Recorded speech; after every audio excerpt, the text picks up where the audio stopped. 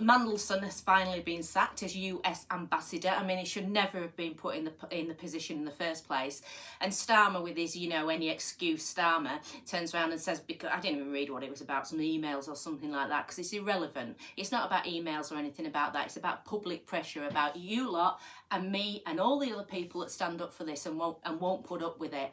I mean, he knew what the Peter Mandelson had done. He knew that he had a relationship with a convicted paedophile, but it feathers the nest, doesn't it? If they think they can get something out of it, it's all right, I'll forget about that little bit of child abuse. I mean, who cares about that? It's absolutely outrageous. And people put on the comments, which is brilliant. I love the comments and people getting interacting and talking about it, about the corruption of the government, but it's everywhere. It's even low level. It's in villages, towns, wherever, right up to the government, where if it feathers some people's nest, they'll use the persons that have been convicted or charged or whatever.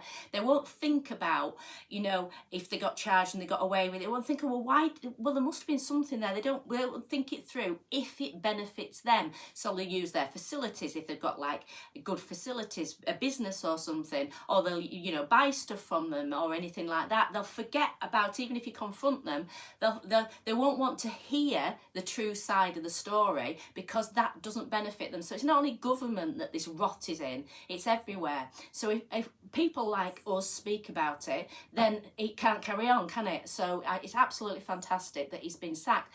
But what is the difference between him and Prince Andrew? Could you imagine if Starmer employed Prince Andrew, for example? There'd be absolute uproar.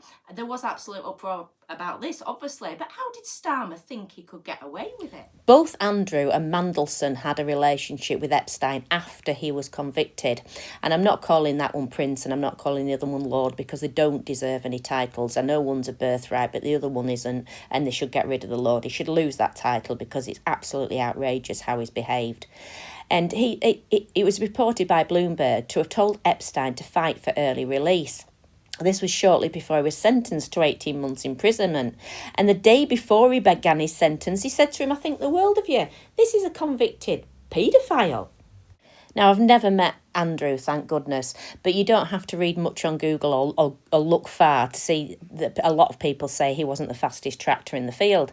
But the UK ambassador, now, Mandelson hasn't got that excuse of being a bit dim, because the position that he would have, and I don't know if people know this, I'll just read it out from what it is on Google so that you sort of kind of know what it is, but it is to act as the King's official representative abroad, promoting and protecting the UK's interests by forging relationships with foreign governments, managing embassy operations and advocating for British policies in areas like trade, politics and cultural affairs.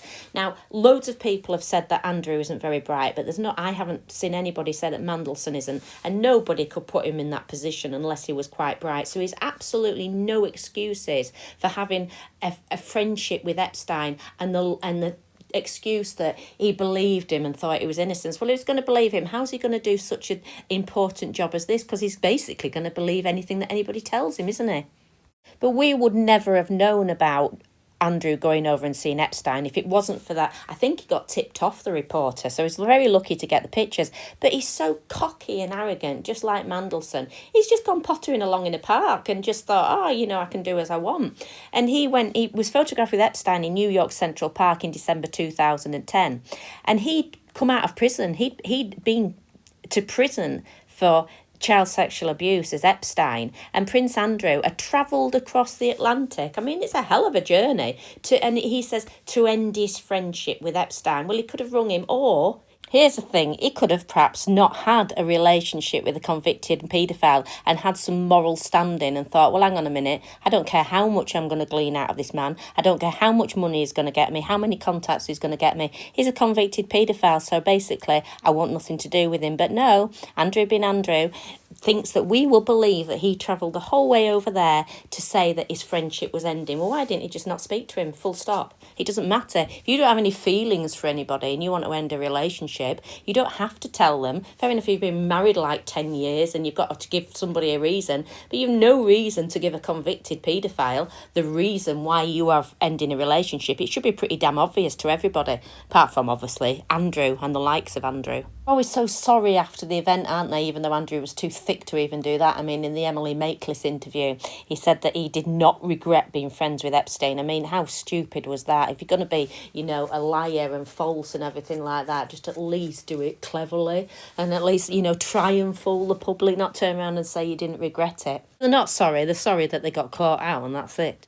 And I'm going to be doing another video on this and locally how it's happened as well, and how people will turn a blind eye if it benefits them, if it feathers their nest. So not only will they turn a blind eye to convicted or perpetrators being charged with the most horrific child sexual abuse, they won't listen to the truth. So they'll go spout out about how they've been so wrongly done, like Mandelson with Epstein. But when somebody comes along and says, well, hang on a minute, here's the truth, even with physical evidence, they don't want to hear that because it feathers their nest, so they don't want to know the truth.